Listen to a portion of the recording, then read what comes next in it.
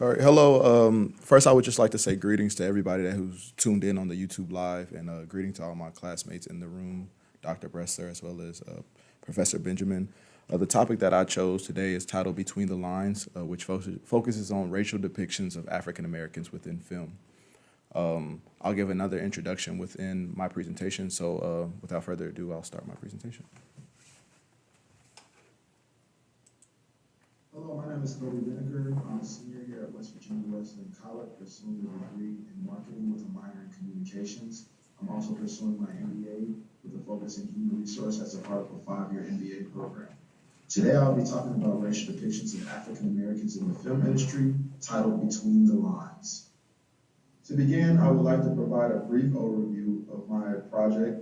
I would then like to establish credibility, and then I'll talk about my main themes. So a brief overview is the film industry has always played a tremendous role in influencing society. In its attempt to be a reflection of what the real world has to offer, film and media has exposed the inequalities that are around us, including race, class, sexual orientation, and gender. When we take a close look, we realize that the media is dominated by middle and upper class white males who have historically always controlled the media as well as many other industries. To imply that these men give an adequate reflection of other social classes is a disservice to them. For the sake of my argument, I will focus mainly on African Americans in the film industry and how racist narratives play a huge role in the past and still are relevant in today's films. Not only are they a false representation of African Americans, but they have a lasting effect that stems from slavery and the marginalization of African Americans.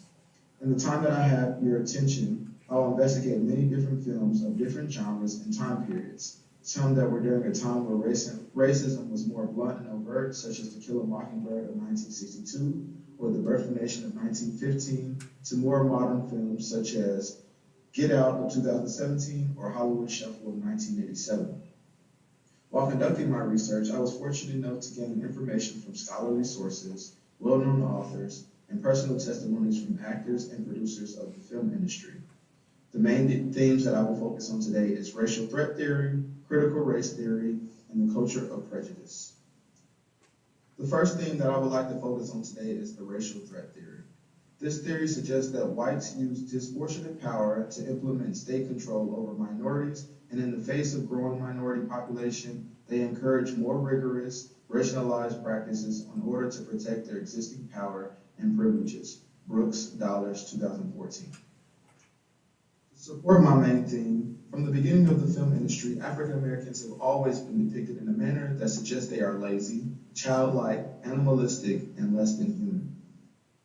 In the beginning stages of the film industry, African Americans were still treated as second-class citizens in real life, which has a direct correlation as to why they were depicted as this in films. In earlier films, it was common for blacks to take a few different roles that suggested that they were incapable of being self-sufficient without the assistance of the white race, also implying that African Americans were only good for serving their white superior. It was common for black women to assume the roles of Mammy, Jezebel, or Sapphire. Black men took on roles such as Uncle Tom's, Sambo, or would take the characteristics of a beast or uncontrollable animal. These all contributed to the ideas that were listed in the original claim. The media would propose the idea of white savior complex that would place white men as the savior from these lazy, illiterate animals that would ultimately bring the world to hell. It would make the African American appear to be inferior and undeserving of any privileges. As seen in the picture that in the slide above, you can see many different depictions of African Americans both being servants or lazy-like or animalistic. To support this theme, the two main pieces of evidence that I would like to provide is The Birth of a Nation of 1915 and Gone with the Wind of 1939. A Birth of a Nation of 1915 is a film that has a direct responsibility for the resurgence of the 20th century KKK, and it is controversial due to the portion of the movie revolving around a white actor in blackface who is attempting to pursue an innocent white woman until she throws herself off of a cliff to her death. The black man is then found guilty and hung by the neck. The movie implies that black men are beasts, or animals for that matter. The man appears to be dirty, unrepresentable, and not worthy of engaging with this young lady. It sends the message that white women in their purest form are willing to die rather than engage in a relationship with a black man. The second piece of information that I would like to use is Gone with the Wind of 1939. This film implies that with the claim because the main component of this film is Hattie McDaniel, who plays Mammy in the film. She is a heavy-set, darker complexioned woman who is depicted as a loyal servant to her white superior. Movies of this nature are demeaning to black women by painting them as bossy and feisty, yet loving and loyal to a family that still uses the slave mentality. She has no urge to leave this family because she values the relationship, regardless of the slave-owner relationship that is present. Movies like this also hide the fact when the female house servant is one of the main characters, what they don't like to show is how the negative connotation of white characters when dealing with sexual assault. Historically, women who have worked inside of the house during slavery were subject to sexual assault quite frequently. This is just another example of how the media could demean one group while exalting another. The next thing that I would like to propose is the critical race theory proposed by Kimberly Crenshaw. According to the American Bar, the critical race theory is a campaign that was put in place in response to Donald Trump's executive order excluding from federal contracts any diversity and inclusion training. Critical race theory is one that does not have a true definition because it is continuing to evolve, but it critiques how the social construction of race and institutionalized racism perpetuates a racial caste system that regulates people of color to the bottom tiers. In essence, the theory focuses on the idea that systematic racism is a way of life and is encoded in everything from movies we watch to the laws of the nation. To support my theme, the creation of these films give justification to the disenfranchisement of black people and supports slavery. What remains the same from older films to modern day films that we see today is African Americans not being treated in a manner that does not enable growth or a sense of belonging. You see in different movies where African Americans and other minorities live in the slums and ghettos of America, battling the issues of poverty while their white counterparts live in luxury. The ideas promote a stigma that African Americans can't break away from the ghettos and live in better living situations. Or for young black males, their destiny is to be in prison as opposed to being in college or working a steady job. It creates a mindset that for some people is hard to break. These ideas are detrimental to the psyche of African Americans when all they see in movies are African Americans not having the same privileges and opportunities as their counterparts. For a lot of African Americans, this is the reality rather than just a movie. The pieces of evidence that I would like to provide to support my theme is Fruitville Station of 2013 and Life of 1999. Fruitville Station of 2013 is a biographical drama that follows the events that lead up to the killing of Oscar Grant by the BART Police Department. The film is a perfect example of minorities trying to make the best out of their situation, regardless of limited resources and possibilities. Grant, who was played by Michael B. Jordan, never thought that his day would end in him being shot and killed, but in today's society, that has become a reoccurring theme. For young males watching movies of this nature can only imagine themselves being in a situation like that of Oscar Grant. Although films like this provide a sense of unfortunate learning, it has the ability to traumatize the youth and give them a lack of trust in law enforcement, who technically is supposed to be there as an ally. The reoccurring nightmare of seeing black men being shot down in the street is disheartening and has become an unfortunate staple in our society. The second piece of evidence that I would like to use is Life of 1999.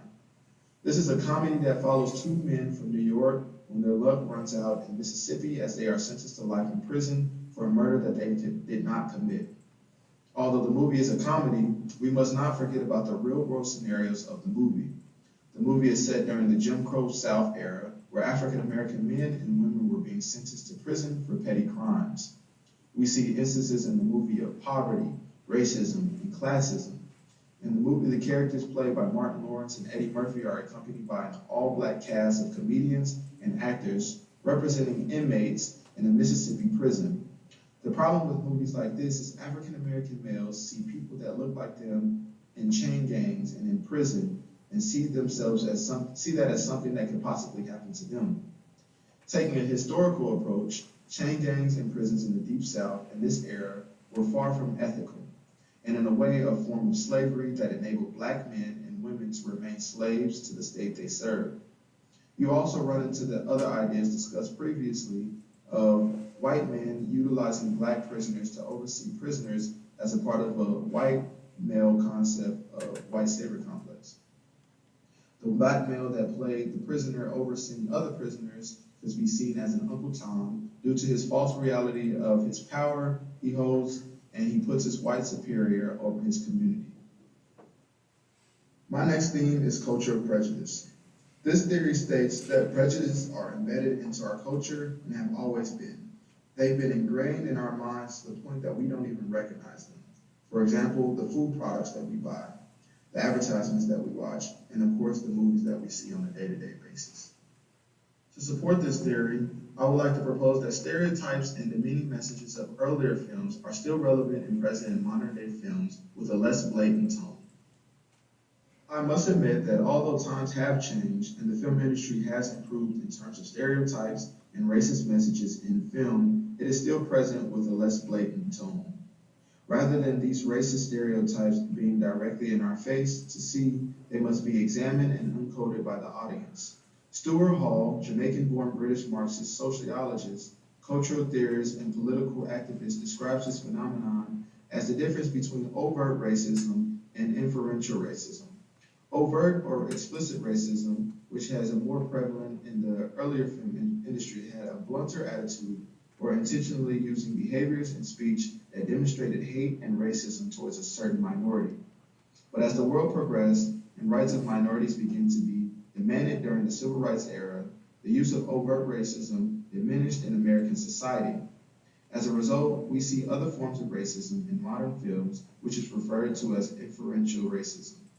This form is less noticeable and can be distinguished in a way that would allow writers and directors to deny any claims of racism.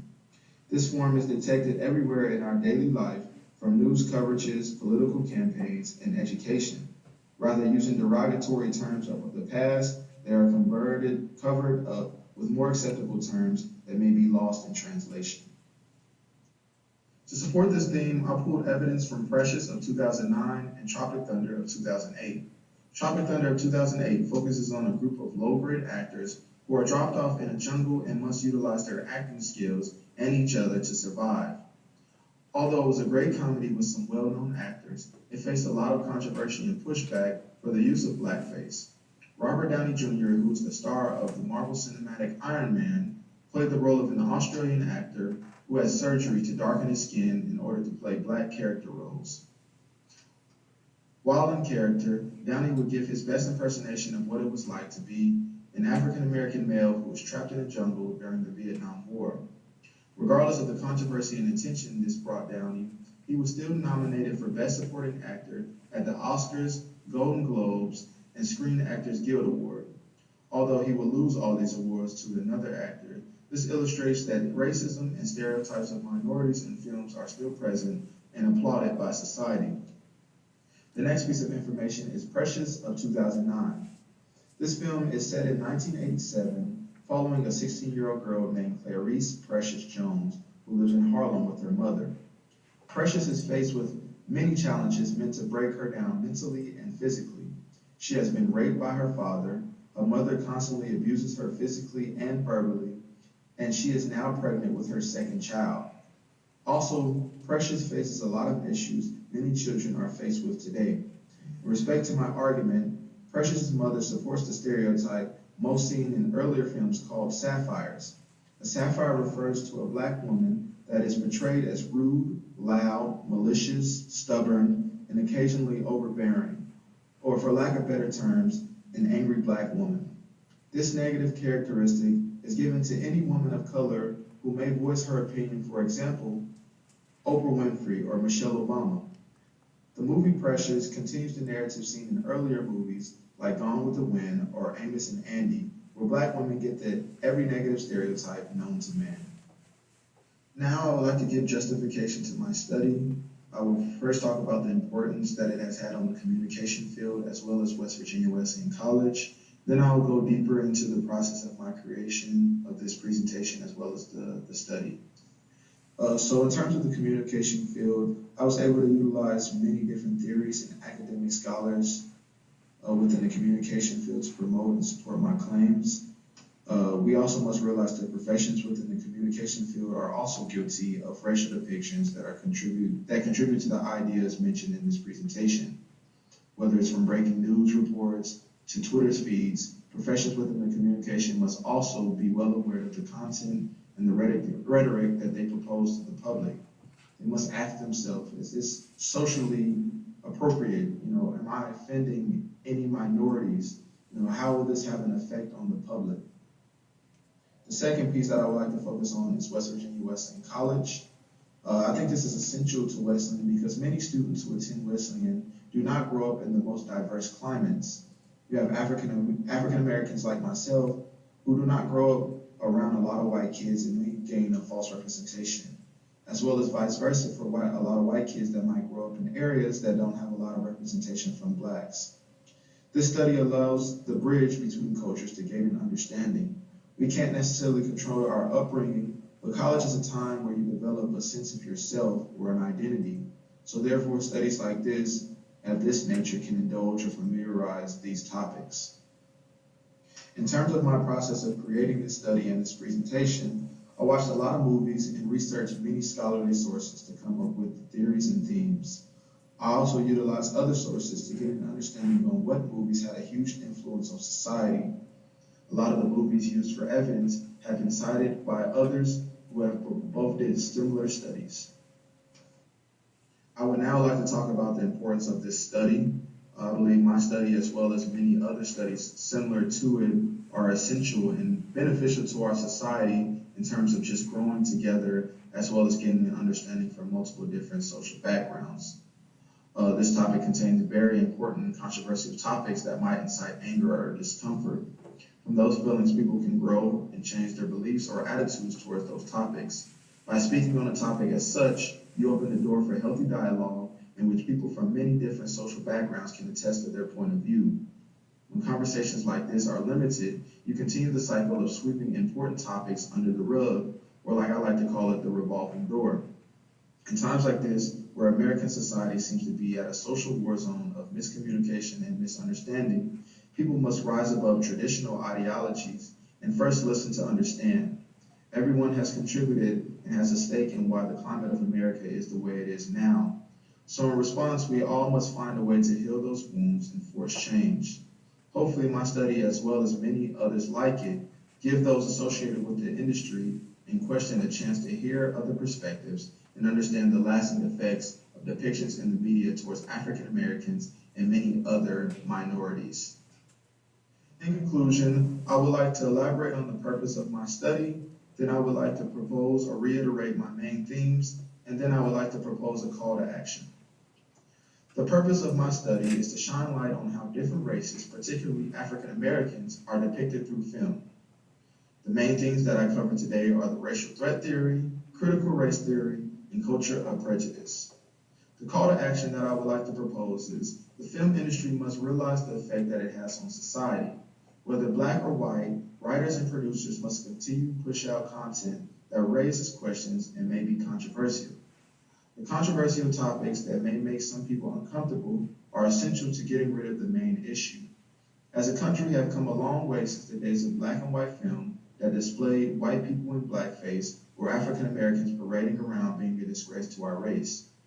We must continue to speak out against these injustices and bring awareness to those that may see it as a small issue.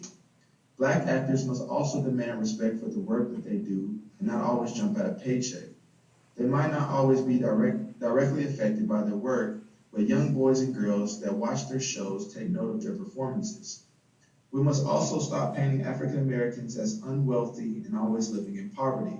Stop making films that show African Americans as hopeless slaves, films that disrespect black women and depict them as negative, and films that show black people killing other black people. Films of this nature contribute to the idea that I have previously argued. They do more harm to the culture than we believe. Produce films that reflect successful black families, black women excelling in films that they are minorities in, and black boys excelling in things other than just sports and music. Thank you.